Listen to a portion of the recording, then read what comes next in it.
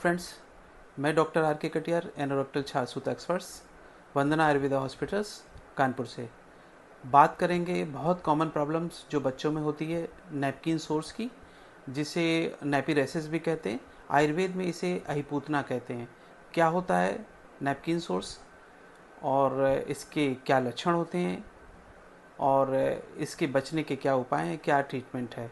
तो सबसे पहले बात करेंगे कि ये क्या होता है, अहिपूतना क्या होता है, नैपकिन सोर क्या होता है। एक्चुअली में जो छोटे बच्चे होते हैं उनमें मल द्वार के आसपास क्या होता है, छोटे छोटे दाने पड़ जाते हैं और इसमें बहुत तेज़ से खुजली होती है, जलन होती है। उससे कभी कभी उन दानों से रिसाव आता रहता है, स्राव आता रहता है। बच्चा बहुत परेशान हो जाता है, बच्चा बहुत रोता रहता है, बच्चा कमज़ोर हो जाता है, खाना ठीक से नहीं खाता है।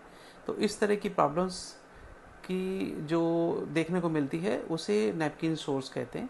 अब क्या कारण होता है, क्यों बन जाता है, इसकी बात करेंगे। तो इसके बनने के मुख्य कारण ये होता है कि मल द्वार का जो एरिया होता है वो लगातार गीला बना रहता है।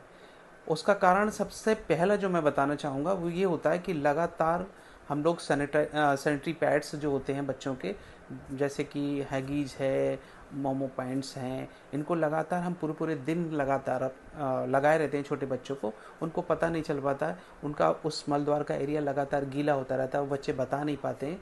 और जो मदर्स होती हैं वो अपने काम में बिजी रहती हैं या अपने जॉब के लिए चली गई, बच्चा कंटिन्यू वो उसको धारण किए रहता है। तो वो मल द्वार का जो एरिया होता है वो एकदम सा वेट एरिया हो जाता है, गीला कंटिन्यू बना रहता है, जिससे कि पसीने की वजह से मल वहाँ चिपका रहता है। गीले होने की वजह से वहाँ पे मल्टीपल तरह के कीटाणु जो होते हैं, बैक्टीरिया, वायरस, फंगाई, इस तरह की तमाम सारी चीज़ें वहाँ लग जाती हैं, जिससे क्या होता है वो एरिया रेडिस हो जाता है। और रेडिस के साथ साथ धीरे धीरे करके वहाँ पे छोटे छोटे दाने निकल आते हैं, जिसमें इन्फेक्शन होने की वजह से वहाँ रिसाव आने लगता है। और इससे बच्चा बहुत ज़्यादा परेशान, इरिटेट होता रहता है, वो अपने हाथ से मैनेज नहीं कर सकता है। तो उन कंडीशंस में जो रिसाव आ रहा है, इन्फेक्शन हो गया है, उसके से बच्चा बहुत कमज़ोर होता चला जाता है, उसे माइनर इन्फेक्शन हो जाता है, फीवर भी आता रहता है, धीरे बच्चा चिड़चिड़ा हो जाता है, भोजन भी छोड़ देता है। तो उन कंडीशंस में हमें इन सब चीज़ों से बचने के लिए क्या करना चाहिए। तो अब हम बात करेंगे कि कैसे इन सब चीज़ों से बचा जाए, अपने बच्चे को कैसे बचाया जाए। जो अहिपूतना है, जो नैपकिन सोर्स है, वहाँ पे हम कहाँ गलतियाँ करते हैं। तो सबसे पहले चिकित्सा की बात करेंगे। तो चिकित्सा में सबसे पहला होता है हमें बच्चे के मल द्वार के आसपास के एरिया को क्लीन करना अच्छे से। नंबर 1 क्लीन करें, उसको हाइजीन अच्छे से मेंटेन करें, उस एरिया को हमें ड्राई भी रखना है। अगर लगातार बच्चा सैनिटरी पैड का इस्तेमाल कर रहा है तो हमें क्या करना है, उसको जब ज़रूरत है तभी लगाएं, बाकी उस एरिया को अच्छे से हम लोग नैपकिन से उसको ड्राई करें, क्लीन करें। क्लीनिंग के लिए हम लोग क्या कर सकते हैं, सेवलान है, डिटॉल्स है, इसके लिए एंटीसेप्टिक लोशंस हैं जैसे बीटाडीन्स है, उस एरिया को पूरा क्लीन करेंगे। क्लीन करने के बाद में या फिर हम नहीं, अगर इन सब चीज़ों की व्यवस्था है तो हम नीम के पत्तों को लेकर पानी में बॉयल कर लें और उसे हम कॉटन से लेकर उस एरिया को साफ़ कर सकते हैं। साफ़ करने के बाद उस एरिया को ड्राई कर लें अच्छे से। उसके बाद नैपकिन पेपर या टिश्यू पेपर से उसके एरिया को पूरा ड्राई करके उसका कुछ मार्केट के अंदर एंटीसेप्टिक एंटीबैक्टीरियल क्रीम्स आती हैं, जैसे सिप्रोसीएफ है, सल्फाज एशन है। आयुर्वेद में हमारे बहुत अच्छी क्रीम्स आ रही हैं, जैसे क्यूटिस है, वो आप मार्केट से ले सकते हैं, अवेलेबल है। सिप्रोसीएफ अवेलेबल है, सल्फाज एशन अवेलेबल है। उस क्रीम को उस एरिया के आसपास अच्छे से हम अप्लाई कर सकते हैं। उसके अलावा भोजन में हमें क्या करना है, बच्चे को एलोवेरा जूस को 1 चम्मच सुबह, 1 चम्मच शाम दे सकते हैं। इसके अलावा हम क्या कर सकते हैं कि घृत आते हैं, घृत, एस्टी मधु घृत जो होता है, वो हम बच्चे को आधा चम्मच दूध में डाल के खाने के लिए भी दे सकते हैं और मल द्वार के आसपास एरिया में हम उसको अप्लाई कर सकते हैं ताकि बच्चे की जलन कम होती चली जाए।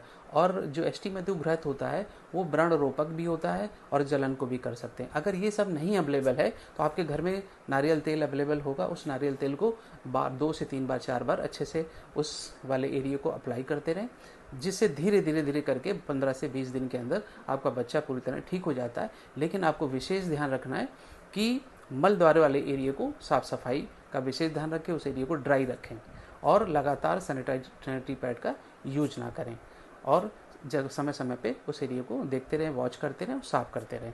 इसके अलावा एक चीज़ बहुत इंपॉर्टेंट है, कुछ ऐसी महिलाएं होती हैं जो बच्चे को दूध पिलाती हैं और हाइजीन मेंटेन नहीं करती हैं, चाहे रात के 12 बजा हो चाहे दिन बजा हो। अपने बच्चे को दूध पिलाने से पहले अपने स्तन को अच्छे से साफ करें और दूध पिलाने के जस्ट बाद बच्चे का मुंह भी अच्छे से साफ करें और नैपकिन्स या टिश्यू पेपर से अपने स्तन को अच्छे से क्लीन करके रखें। जब भी दूध पिलाएं तो अपने स्तन को अच्छे से साफ सफाई से क्लीन रखें, ताकि हाइजीन अच्छे से मेंटेन रहेगी, आपका बच्चा हेल्दी होगा।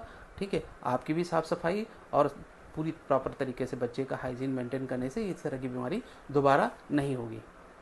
हमें ये उम्मीद है कि आप अपने बच्चे को अच्छे से सब चीज़ों का ध्यान रखेंगे, हाइजीन मेंटेन रखें, ताकि आपको बच्चा स्वस्थ रखे। Thank you.